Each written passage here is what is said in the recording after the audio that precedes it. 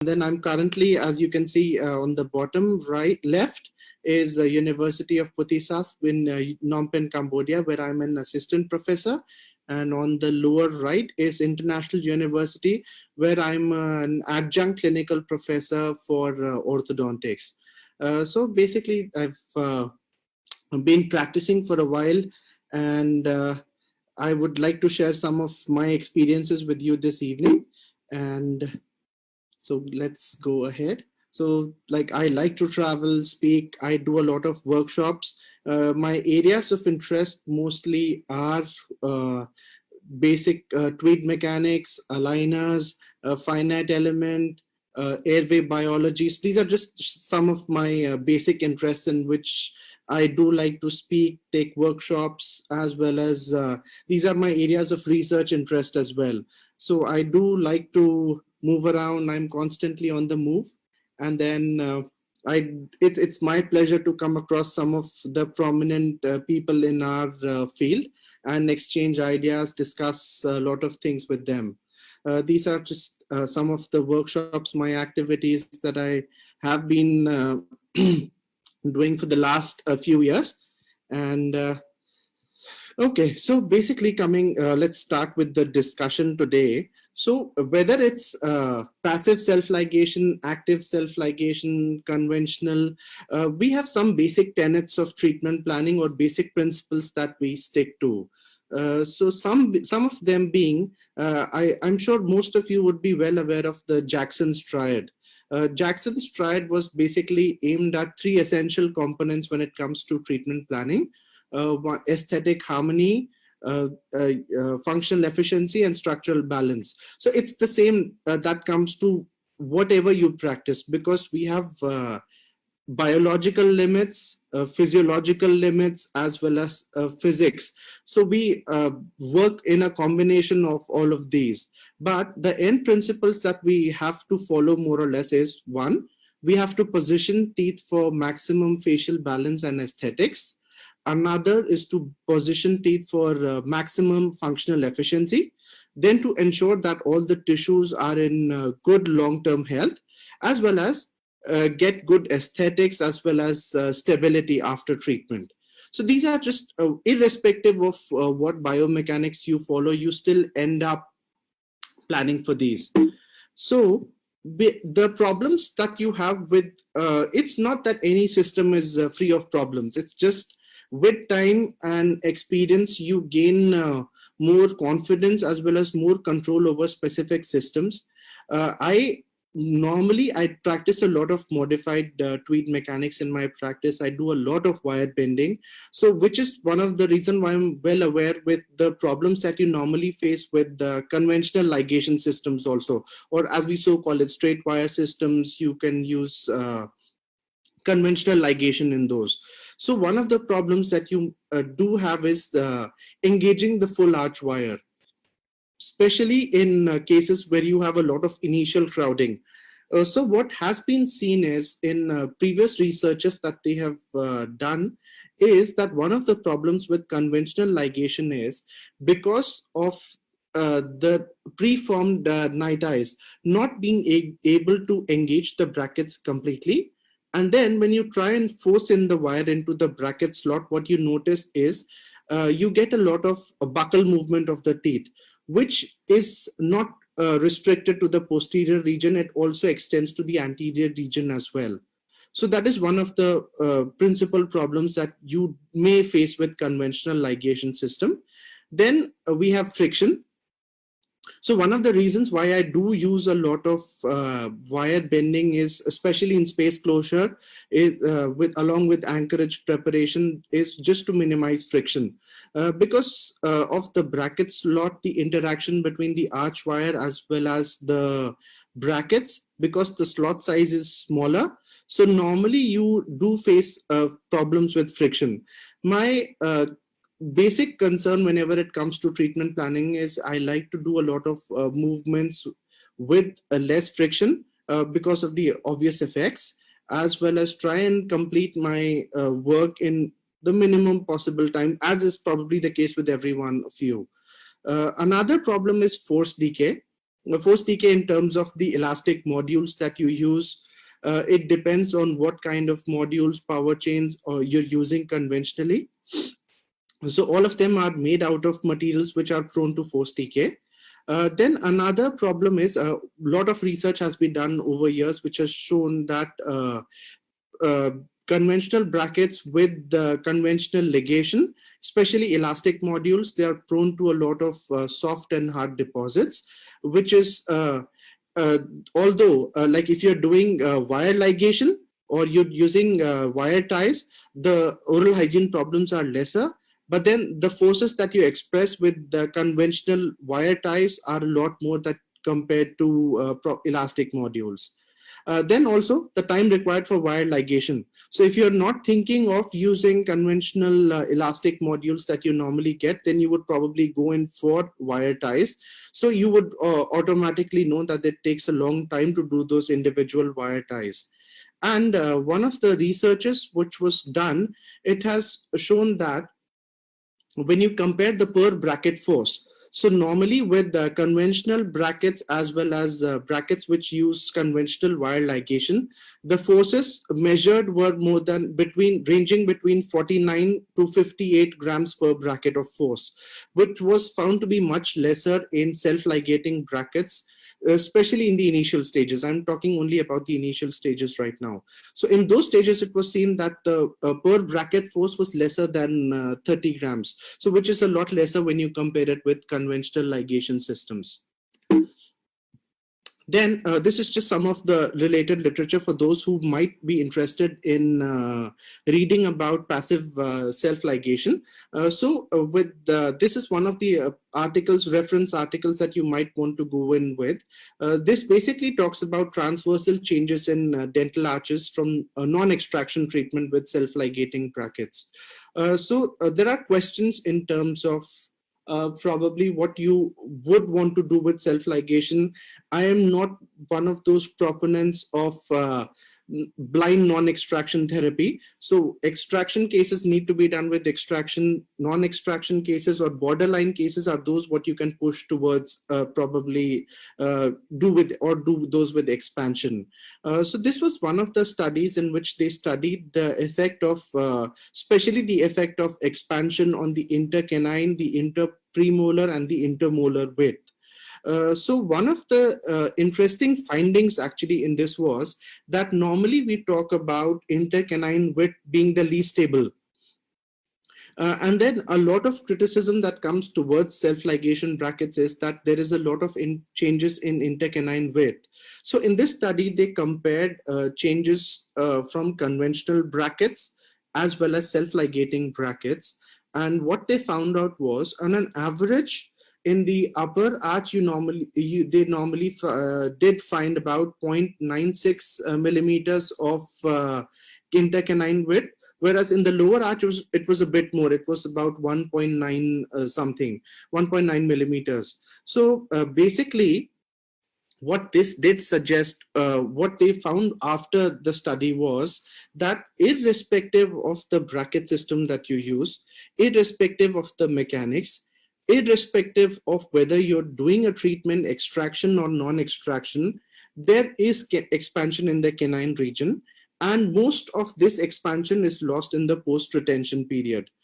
So more or less that entire change of about 1 to 2 millimeters, whether you're using any specific kind of mechanics, it is more or less lost during the post-retention period. And what they did find was a remarkable difference in the friction levels, especially in terms of the initial arch wires, as well as in the stainless steel wires, there was negligible difference. What they did find was the majority difference was restricted to the initial wires, especially beta titanium wires or initial light round night eye wires. And then this was another specific study which was done on comparative evaluation of frictional forces. This was comparison between active and passive self-ligating brackets. And then again, in this also, In the finishing wires or the stainless steel wires, they did not see much of a difference in the friction, but there was a marked difference in the friction levels between the passive as well as the active brackets in the initial or the alignment phase. Okay, so when we talk about general comparisons when it comes to self-ligating brackets, conventional ligated brackets, in terms of aesthetics, conventional brackets, these days you get mini conventional brackets as well. Self-ligating brackets do permit miniaturization, but if you see, they are normally bulkier in the buccal, if you go by the buccolingual dimensions compared to the conventional brackets. Then force level, for sure, as I have been discussing so far, the use of lighter forces, especially because of the slot depth, the forces are much lighter than what you would probably get with conventional brackets. Then force delivery, you get very light physiological forces compared to conventional ligation, where the force levels are not really in your hand. It depends on what kind of ligation you're using. Then the friction, because you have standard prefabricated expanded arch forms, whereas in conventional ligation, it depends on whether you're using stainless steel wires initially, you're using light nickel titanium wires, so the friction levels vary depending on that. Plus, the slot depth is a lot lesser when you compare it with self-ligating brackets, so supposedly the friction levels are supposed to be higher. Then infection control, because of the inherent ability of the self-ligating brackets to be a bit more self-cleansing, because of having a bigger slot depth, as well as no use of elastics. So there is less plaque accumulation, less accumulation of soft deposits, which is not the case with self-ligating brackets. Then instrumentation, life is a lot easy when you're using self-ligating brackets compared to conventional brackets, where you need a lot of instruments to remove modules, put back, or other stuff. In terms of ligation, because you have an outer fourth wall just because of the bracket, so the wire is more secure when you compare it to what you would normally have. Then you have stable ligation, lesser visits, which may be advantageous in some cases. Oral hygiene is easier to maintain.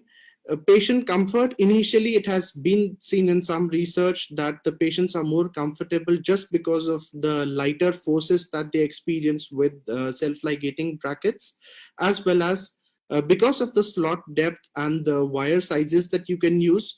These are easier for sliding mechanics, although there has been research done which did not show considerable difference between conventional sliding mechanics done on conventional brackets versus self-ligating brackets, as well as overall treatment time. This is a bit controversial because most of the changes that have been seen in the initial leveling and alignment phase.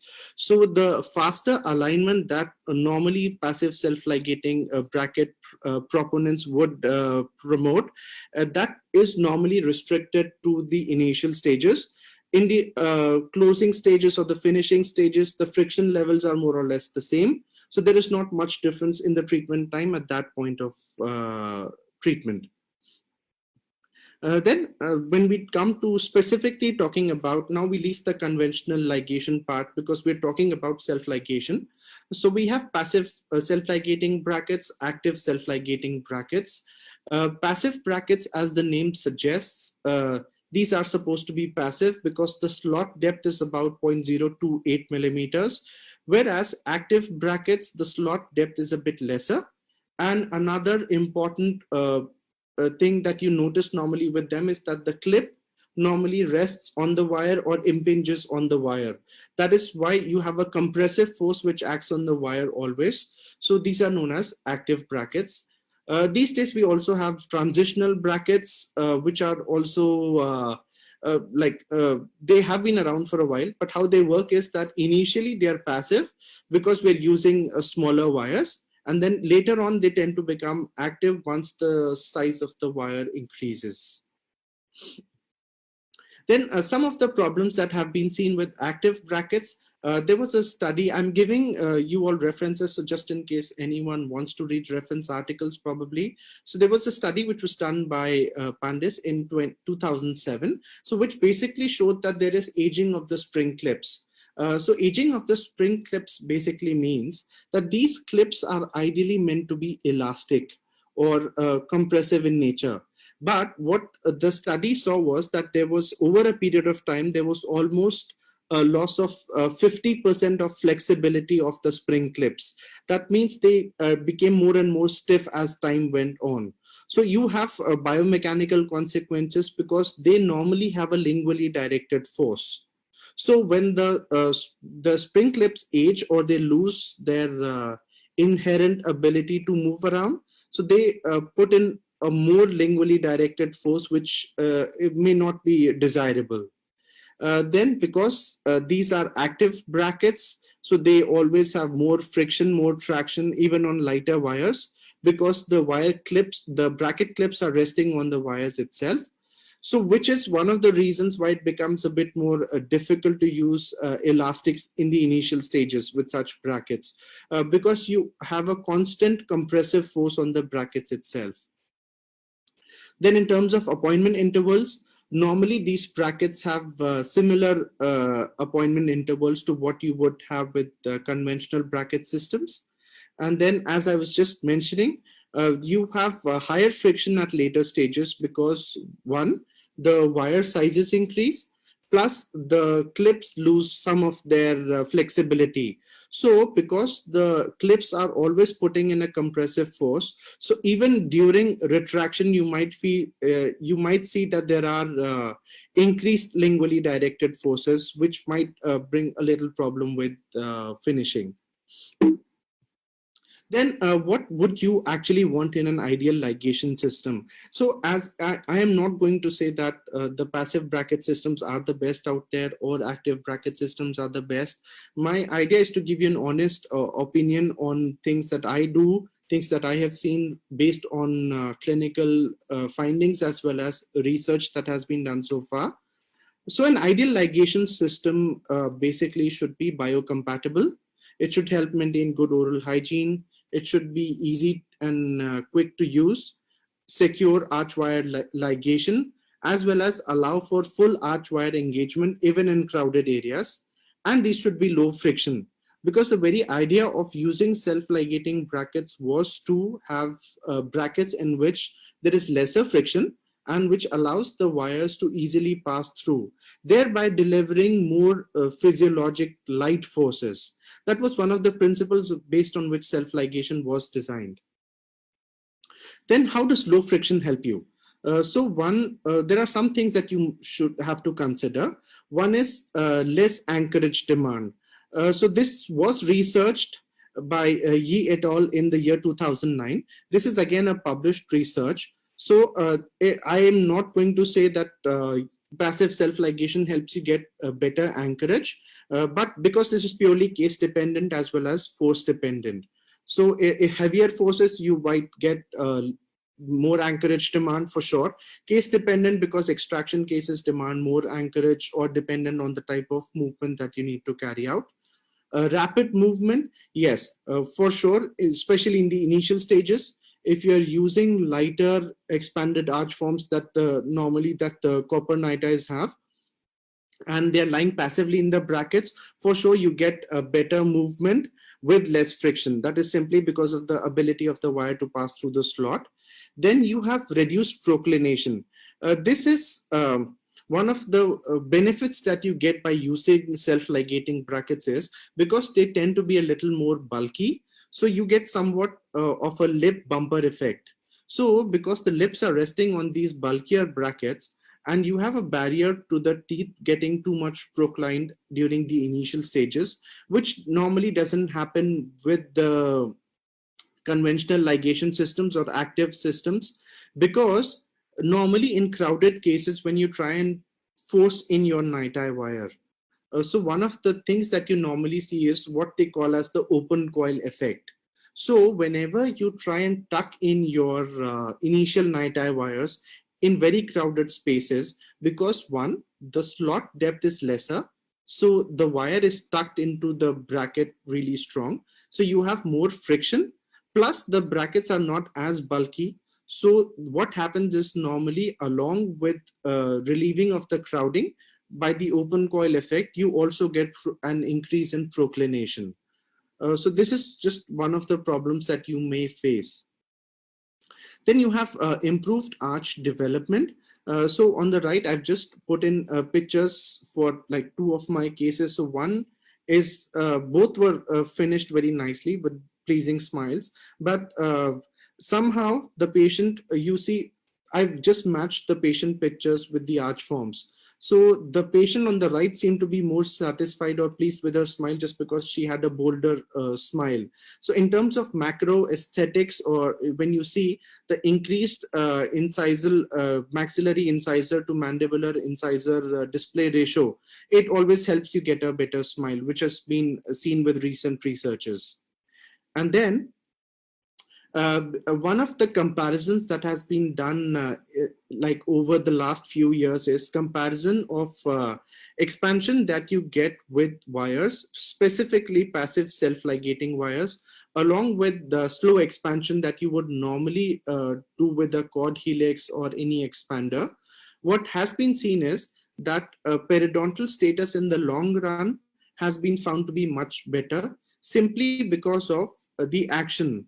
The expansion that you get with the physiologic wire expansion or passive slow expansion is supposed to be has shown better stability in the long term compared to expansion which is achieved by forcing the teeth dentoalveolarly wider. So that is just one of the benefits that has been seen in recent researches. Then some of the points that we must consider. Do self-ligating or specifically passive self-ligating brackets reduce need for extractions? Definitely no. Pure extraction cases are meant for extraction cases. So which is why the diagnosis for such, the use of such brackets should be done very carefully.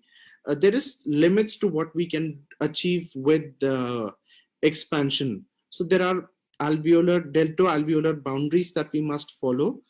So one of the problems that I mostly see in practitioners who promote a lot of expansion therapies is there are limits to what you can do with expansion. But when it comes to retention, they normally would waver, saying that needs lifetime retention. That is more or less because what has been done is not very stable. So you must be able to carry out stable movements with brackets. Then what we were discussing before is the lip bumper effect. So because of the bulk of the brackets, you get more of posterior dentoalveolar expansion compared to anterior. So which is one of the reasons you get your crowding reliefs without much of proclination. Because of less friction, you have less root resorption, a reduction in number of visits, because normally these wires are supposed to be left, especially the initial leveling wires, they're supposed to be left in place for about 8 to 10 weeks. And then stability, expansion with lighter forces has always been shown to be more stable compared to forced expansion, that is using expanders of different kind. Even after you're carrying out expansion, you do need to lock the teeth in place for some period.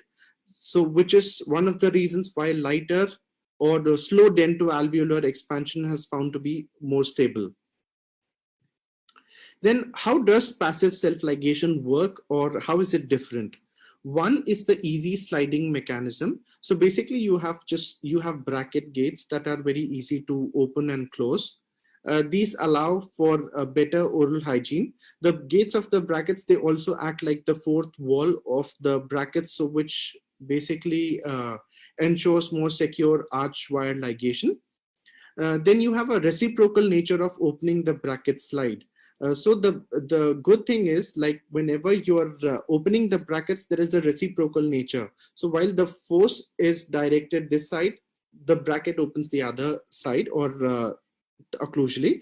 Then you have horizontal as well as auxiliary vertical slots. So in case you need to use auxiliary wires, these obviously put lesser forces compared to active brackets because of the increase in slot depth. Bracket selection when it comes to passive self-ligation is very important. So one of the principal differences that we must realize before we use passive self-ligating brackets is which torque to select. Especially Damon brackets, which come in different torque selections. You have low torque, standard, or high torque selection. So normally in non-extraction cases, it is always better to go in with low torque brackets.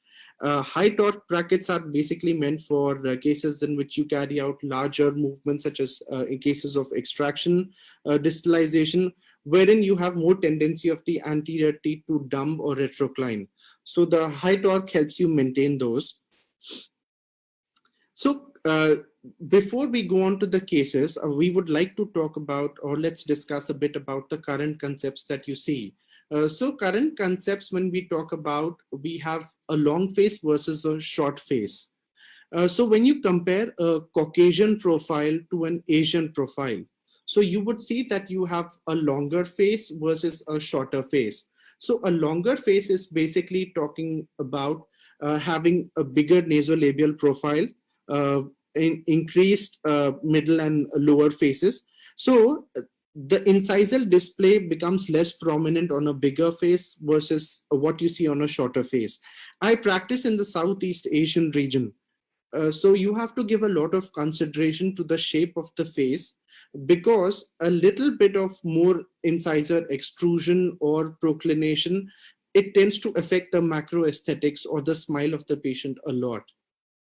When you have a longer nose as well as thicker upper lips, it becomes easier for you to plan out treatment non-extraction, purely because of the profile of the patient. So which is what we would talk about.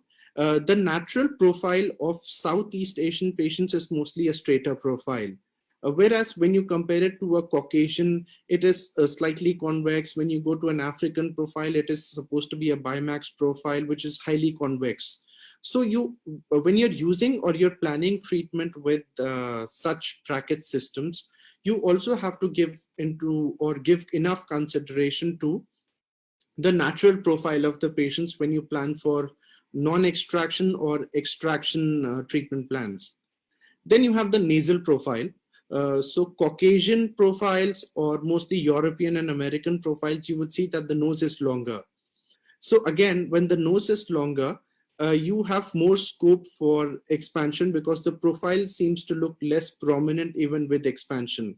But when you have smaller noses and you have thinner lips, then any kind of proclination looks more prominent. So which is one of the reasons when you compare the ideal nasolabial angles for a European population or American population is supposed to be more or less close to about 98 degrees. Whereas when you consider the Asian population, it becomes lesser than 95. The ideal value is supposed to be 90 degrees between the nose and the philtrum of the upper lip. So which is what brings about an ideal profile.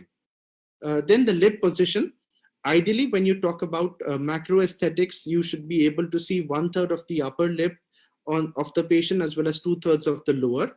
So that again depends on, if you're proclining the teeth, your upper lip display tends to increase a bit more. So then it doesn't look very pleasing. And then in terms of gingival display, you would have seen with the newer brackets such as the Pitts protocol brackets or the smile arc positioning that you see. With those bracket positioning systems or protocols, what you do see is there is a gummy smile. That is purely because of the proclination that is taking place. So when you talk about the Caucasian or the European population, for them a gummy smile of up to about 2 millimeters is considered acceptable, simply because of the size of the nose as well as the upper lip. But when you're practicing in the Southeast Asian region specifically, the lips are thinner as well as the nose is smaller. So a gummy smile of even 1 millimeter starts to look prominent. So when you compare the smile lines, you will see there is a difference in what you would find acceptable, probably in towards the Caucasian profile, and what you would find acceptable or pleasant in an Asian profile. Then when we talk about incisal display, so these days the current concept has moved on to where you want predominantly a maxillary incisor display. So to almost the point where you see just about 1/3 or lesser of the lower incisors, but the predominant display has to be for maxillary incisors. So which brings us to the case selection for passive self-ligation. So some of the markers that I would like to share with you is, one is buccal corridors. So probably one of the markers that normally you can use for identification of cases where it is nice to get slow dentoalveolar expansion is the patient's frontal picture, where if you see darker buccal corridors or white buccal dark corridors, those patients, they tend to show nicer response to dentoalveolar expansion. Then a higher palate along with the narrower arch, especially with buccal corridors, is considered easier to expand.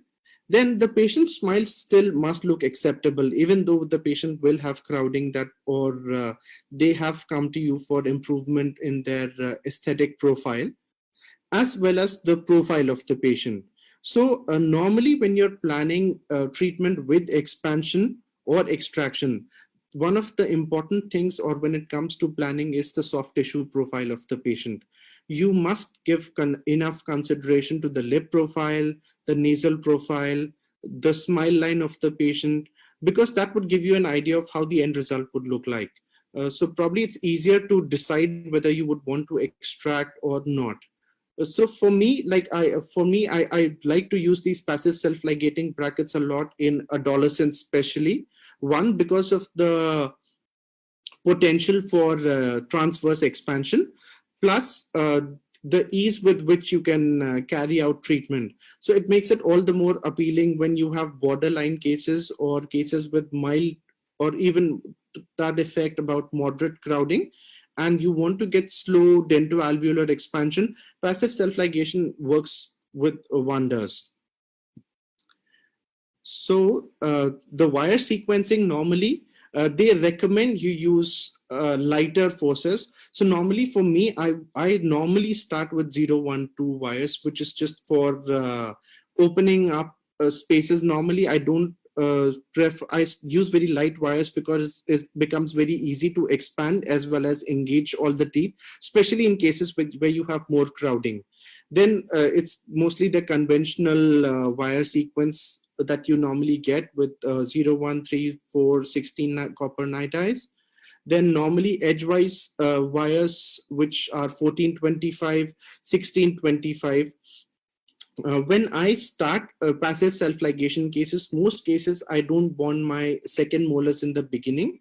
One of the indications of bonding the second molars is the transition from lighter round wires to rectangular wires.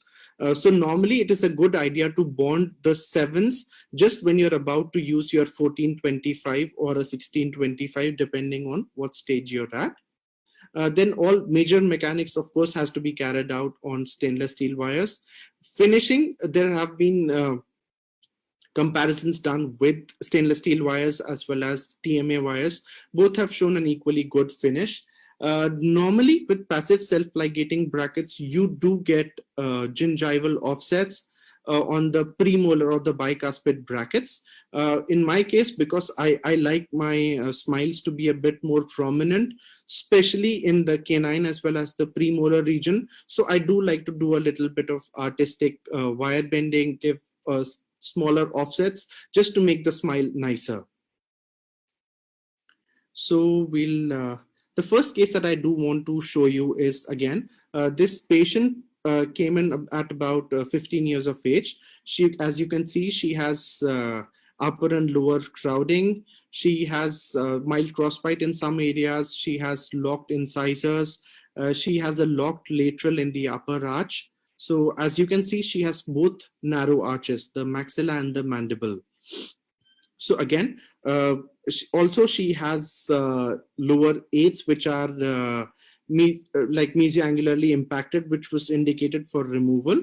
So then you notice the canines on both sides are distally inclined. So with this patient, we decided to go in for passive self-ligating brackets simply because, one, she was not willing for extraction, And then we felt that because the height of the palate is increased, plus she has dark buccal corridors, so we thought we could go in with the expansion therapy.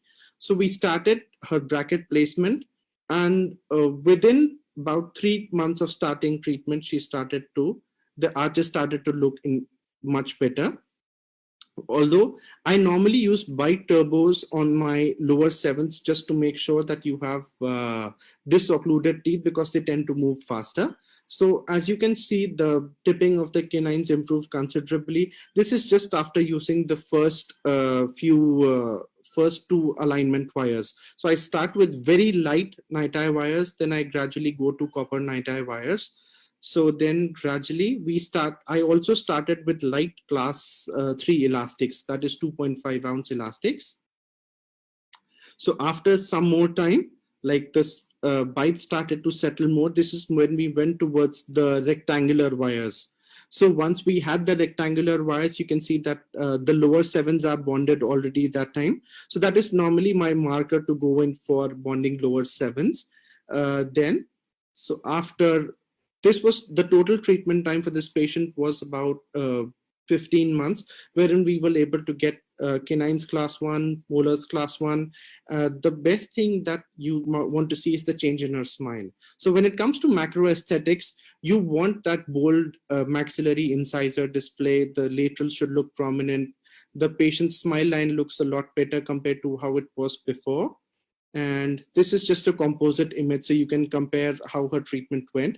You can see very nice physiologic arch expansion in the lower left corner, all with minimal proclination. You can see the change in her profile is mostly in the vertical. She doesn't have a highly convex profile. The finish looks nice. She has well-developed, well-rounded arches. So normally when I go in for finishing wires is when I start using customized arch forms. So in the beginning, I do use light expanded arch forms, which is the conventional night-eye wires, which we get, the copper night-eyes, that is. But once I progress to stainless steel wires, I go in more towards customized arch forms that I normally measure the intercanine width, and I go in for individual customized arch forms for each patient. So then this was another patient. So this patient, one of the problems that she had was she had locked canines. So as you can see on the right side, she has her locked 1-3 and locked 4-3. You can see on the occlusal photos that there is basically no space for the canines, no space on the upper or the lower arch for these two. And also, if you can see on the frontal picture, the smiling picture, you will notice that her upper midline is off. So her upper midline, because there's no space for the canine, so there was a natural shift towards the right side. The same happened with the lower arch also. So both the midlines were shifted towards the right side. So which is also we noticed that both the incisors, if you notice pre-treatment, both the upper and the lower incisors are retroclined. So the upper incisors are very upright. The lower incisors are almost to the point of being retroclined. So again, we thought of, normally the cases that I get for passive self-ligation are mostly in the growing phase, teenagers. So for them, it's very easy to get very nice arch expansion when the palate is high. Patient has buccal corridors on smiling, minimal gingival display. So again, we started with the bonding passive self-ligating brackets. And initially we placed because we wanted to correct the midline as well as procline the teeth a bit to improve her smile display. So what we did was we started with initial round wires along with open coil springs. So one effect that we wanted was to open up space for the canine. So we were gaining space two ways. One, with the expansion of the arch. Second, by reciprocal anchorage. So basically we wanted to move the premolars back a bit, plus move the incisors to the other side, as well as procline them. So we placed open coils on the right side. So how we started opening space is like this. So we did for the upper arch, we placed the open coil between the lateral incisor and the premolar.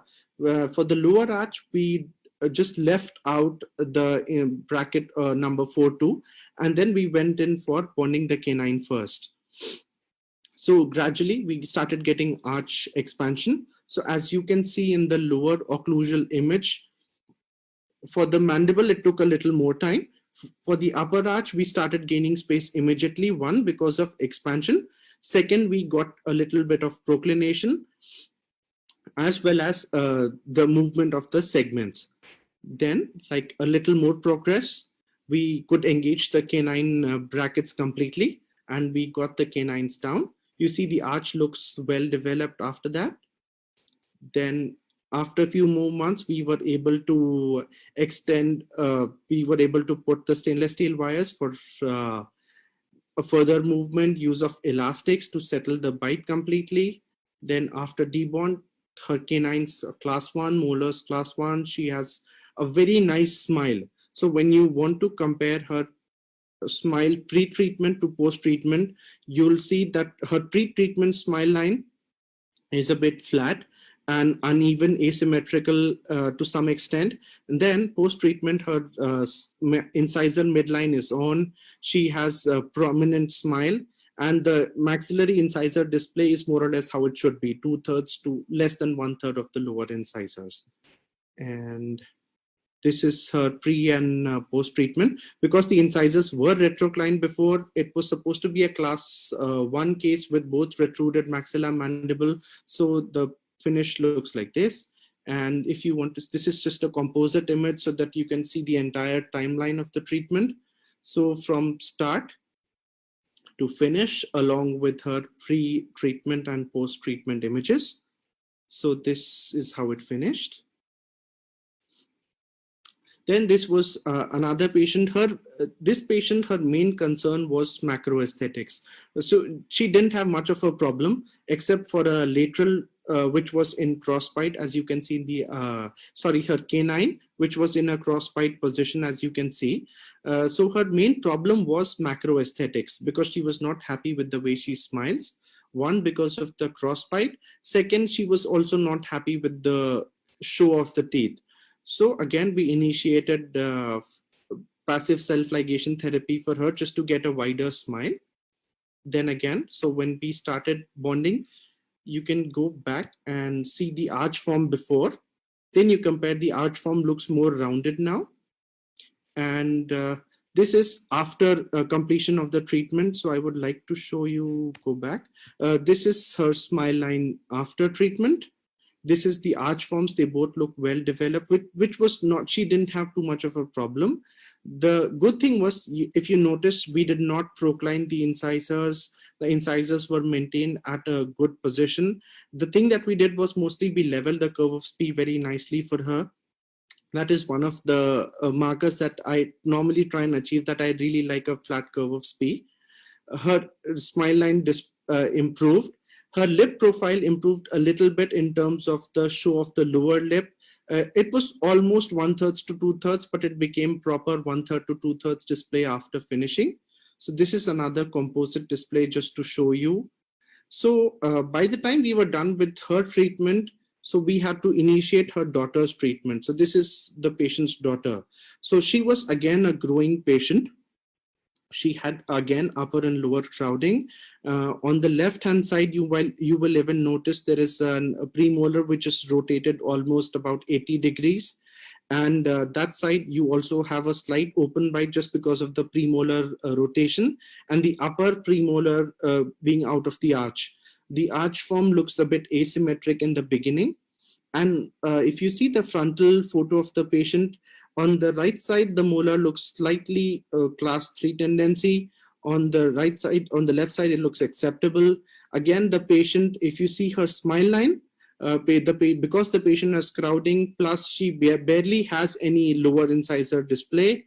Her upper incisors are not displayed too much. Her lower lip display is more or less about 3/4 rather than the 2/3 where it should be.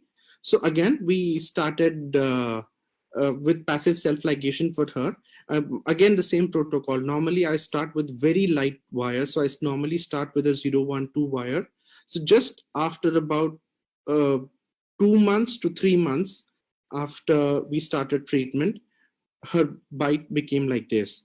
So if you can notice, her premolars aligned almost like within 4 months of starting treatment. The smile looks, the brackets align the teeth very fast. The arches started to look expanded. But if you can notice, her bite opened up a little. That was simply because of uprighting of the molars, as well as somewhat the expansion that took place. So then we started to settle the bite once we moved to rectangular wires. So with rectangular wires, her bite started to initially open because the molars were being upright. Then gradually we started to settle her bite on stainless steel wires. And in the end, like, she finished with class 1 canines, a nicer smile. Both the arches look well developed, well aligned. The curved P looks flat. And then the lip display, again, it became like a 1/3 to 2/3 lip display. She has a better smile now. This is the radiographic change. So you can see that the lower incisor was a bit retroclined. So by the time we finished, your IMP is still 90 degrees. So we did not get excessive proclination even after expansion of the arches, which is what I was talking about in the beginning. One of the benefits that you get with especially with the larger incisors is with the larger size of the buccolingual dimension of the brackets is that you get lip bumper effect. So you're inside all the while you're getting posterior dentoalveolar expansion, you do not get too much of anterior proclination. But also, like, I do normally use light class 3 elastics, which is about 2.5 ounce elastics, all the while to maintain slight control, especially in cases which are borderline edge to edge, or they do not have too much of an overjet. Normally in those cases, I just use light elastics to maintain control over anterior flaring. You can see the curve of P looks flat, the occlusal plane looks good. This is her profile before and after. So the smile looks much better. The lip display looks much better and more pleasing compared to how it was before. So this is again another composite image to show you how it was before start of the treatment, how it finished. So this is another one of sample cases that I would like to show you, which is one of my, it's like becoming one of my favorite things to do, is to use passive self-ligation brackets for pseudo class 3s or patients with a functional shift. So you can see in the beginning, the patient doesn't show any maxillary incisor display at all. What you only see is basically the lower incisor display. There is no maxillary incisor display. You can see by her enlarged lip profile, there is barely any upper lip display. It's about 4/5 lower display, 1/5 of the upper lip display. You can see her Ceph before. So one of the problems is the patient has a midline shift, plus the patient has an anterior crossbite. So again, what we did was we bonded 6 to 6 first with passive self-ligation. We put posterior bite turbos for her to get disocclusion, and we started with light class 3 elastics just to maintain control. So just after about 4 months of treatment, her bite jumped because of the expansion effect. We had disocclusion for the posteriors, which allowed the anteriors to expand. We got more space than we actually desired. And one other problem she had was that she has the laterals are micro. So we do plan to build her up after she gets debonded. Then you can see that the arch expansion that took place from how it was before to after about 4 months of treatment. So then normally once we reach this stage is when we start bonding the 7s. So at that stage, we start bonding the 7s because we've already jumped the bite. We've completed some of our objectives. So as of now, this is her profile, almost close to a finishing stage, wherein her, you can see her lower arches, you see the upper arches, Now her smile line is a more maxillary incisor display.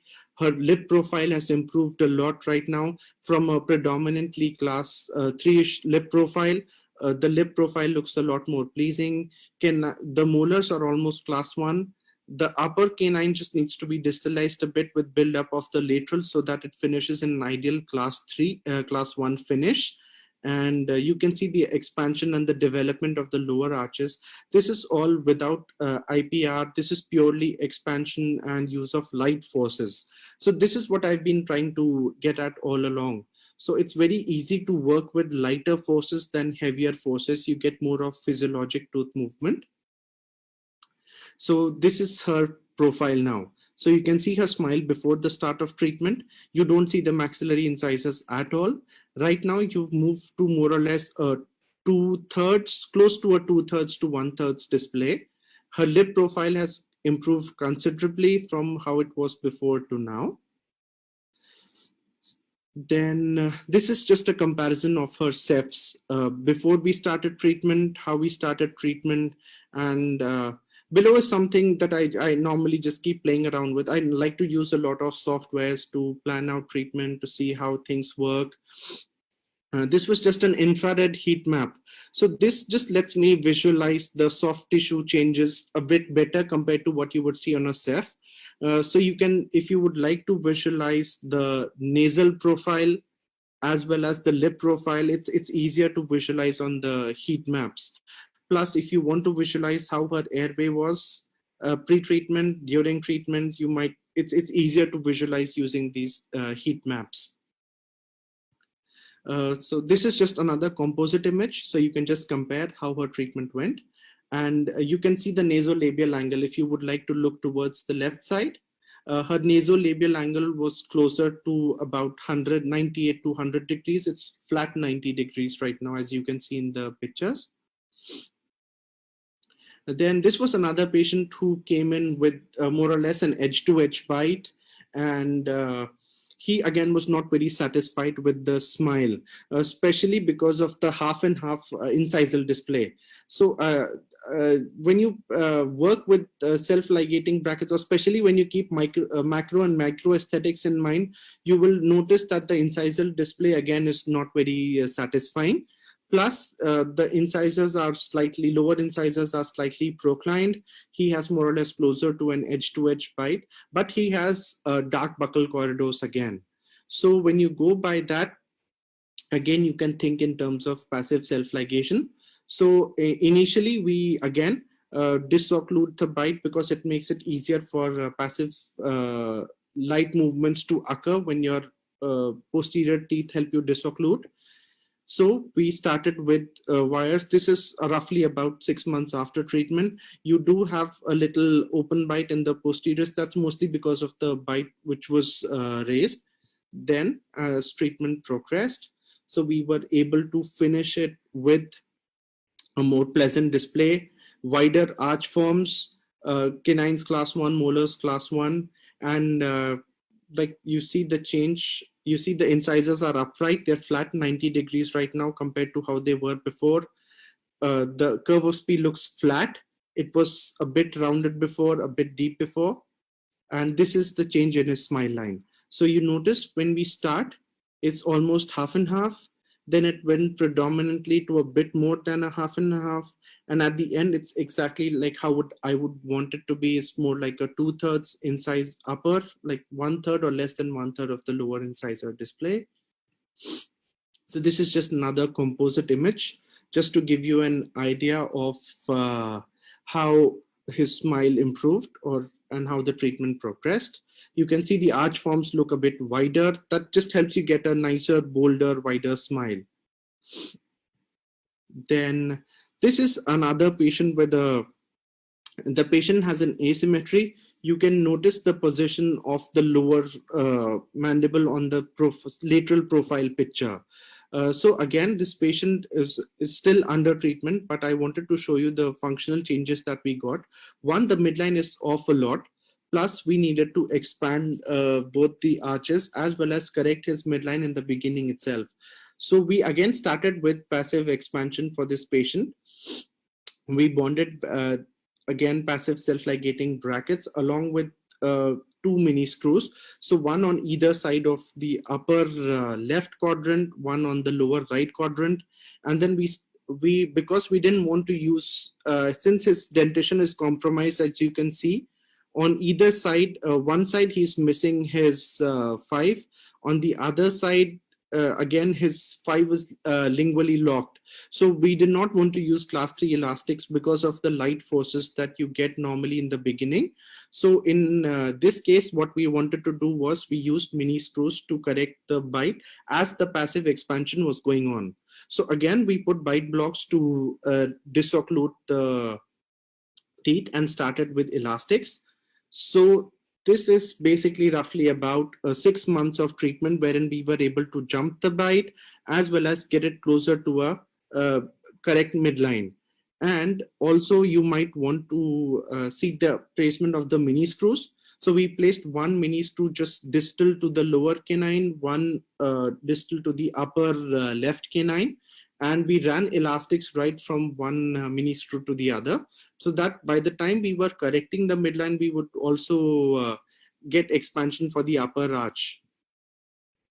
And this is the change in profile that we got. This is just roughly about 6 to 8 months of treatment. We were able to correct his profile to this extent without extractions, without any surgery. This is the current profile change.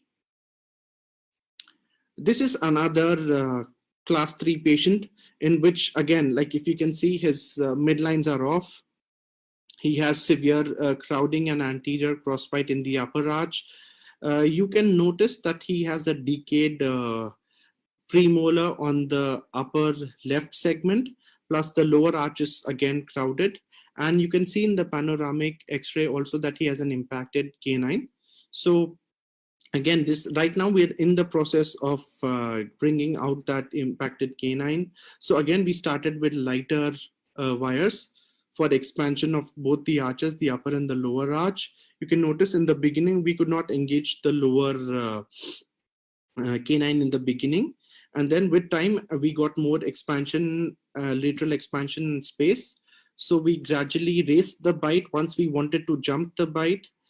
The right side now we have a canine class 1, and then the left side now, because we have an impacted canine which we were trying to pull out all the time and bring it closer to the occlusion, so we just tried to use a modified version of a ballista loop. So in this we added helixes just to make the wire a bit more flexible and then just give you a more springy action on bringing the canine up.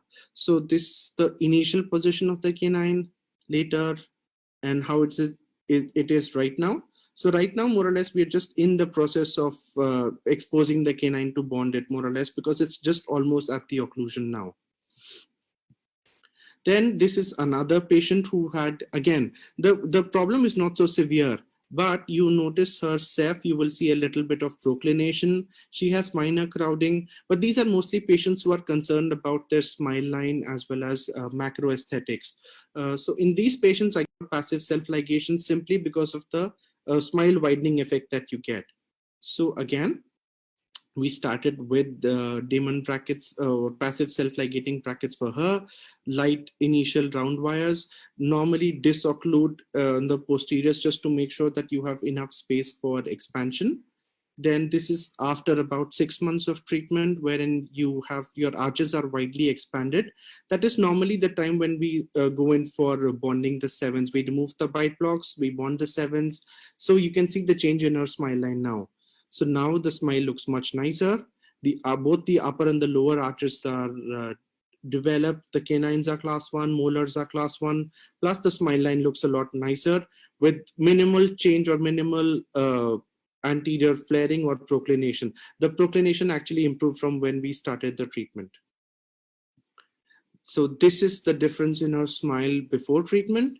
This is after treatment. You can see it looks a lot more pleasing and it looks more prominent. Again, you get that bold maxillary incisor display, which looks nicer on finishing. This is her ceph pre-treatment, post-treatment, and her panos. This was another patient. She was not willing to share her extraoral pictures, so I removed those. So this is just an example to show you the passive inherent leveling ability of those wires. So again, she did not have, as you can see, she doesn't have too much of a problem with crowding. There's just minor crowding, but you see that mild deep bite when you start off treatment. So you can see the canines are more or less closer to a class 2. In the molars are slightly in a very slight class 3 position. So again, we started treatment. She wanted aesthetic brackets because she was very concerned about her smile. Plus we also wanted to correct her deep bite, as well as mostly we wanted to correct it by leveling the lower arch. So we started with passive self-ligating brackets. We just put anterior bite blocks for her in the beginning just to level and extrude the posteriors. And then this is just after some time, you see the increase in the lower display. This is how her smile looks right now. Normally, after some time, we remove the bite blocks. We bond the sevens just to make sure the sevens are in line with the arch. You can see both the upper and the lower arches look very well aligned. Canines are class 1, molars are flush class 1. And this is her Ceph pre-treatment to almost just before debond. So probably I should have debonded images next time out. So this is how it looked like. If you want to compare the upper arch, the lower arches look well developed, nicely finished. The best thing in most of these patients that you see is the change in the smile line. So which brings us to some points that we must consider. So one of the things is that you have to consider is in terms of conventional brackets or active brackets, or no matter what bracket systems we're talking about, is do they reduce the indications for extraction? More or less, no. Extractions normally require too much of space, which needs to be created. Otherwise, you would just end up proclining the teeth, and that is not stable again. Then in terms of biomechanics, do they provide better biomechanics? Yes, they do provide. In certain terms, you have lower bracket force, as I was mentioning. Mostly conventional brackets, they have a higher range of upwards of 45 to 48 grams of force per bracket, which was found to be almost close to half in what you get with self-ligating brackets. Then resistance to friction. Obviously, with conventional brackets, you do get a lot of friction even in the initial wires throughout treatment, simply because of the bracket design. You have increased load deflection rate, which helps you to some extent. Do these increase the stability of the therapeutic results? As I was mentioning before, previous researchers have shown that results that are obtained with lighter physiologic forces are more stable when you compare it with the forced expansion that you get from expanders. Do they reduce iatrogenic effects? Iatrogenic effects in terms of anterior proclination, yes, because with conventional brackets, you get what I was mentioning before is called an open coil effect. So especially in crowded cases, you do get a lot of undesired proclination that you must control later. So that is one of the iatrogenic problems that you do get. In terms of resorption, because you have less friction. So even if you're putting heavy wires, you do get less root resorption in terms of self-ligating brackets. And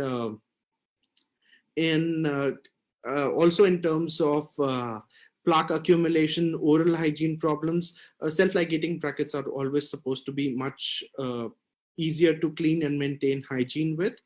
In terms of ergonomics, basically, what passive self-ligation appointments are normally once every 2 months, especially in the leveling alignment phase. Later on, you may want to reduce it depending on what stage you're at or what biomechanics you're using. Time saving in terms of appointment times are a bit lesser in the initial stages because it takes you lesser time to open those brackets, close brackets, as well as carry out your or change arch wires. and it's very easy and less time consuming. So they found that almost 30 seconds to 40 seconds less time, but this all depends on the experience of the practitioner as well as the one who's carrying out the treatment. And so these are just some considerations that you can ponder over, read researches, and try and see whether this suits you. I told you before I started that I'm not somebody who would blindly advocate the use of a particular type of bracket. It depends on the type of biomechanics you use. But this was just my experience that I wanted to share, and I'll be happy to we'll discuss more on how they work or whatever questions that you have. And I would like to thank you all for your attention, for giving your time, being here this evening. And if there are any questions or any things that you would like to discuss, I'll be more than happy to.